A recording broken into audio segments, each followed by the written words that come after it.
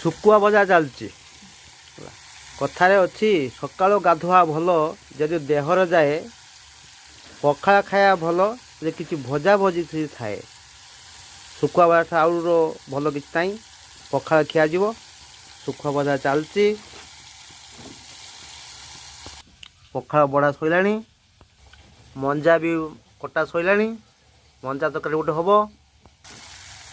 ଶୁଖୁଆ ଭଜାଟା ବଢ଼ିଆ ସେଣ୍ଟ ହେଉଛି, ଟିକେ ନାଙ୍ଗେଇ ଦେବା।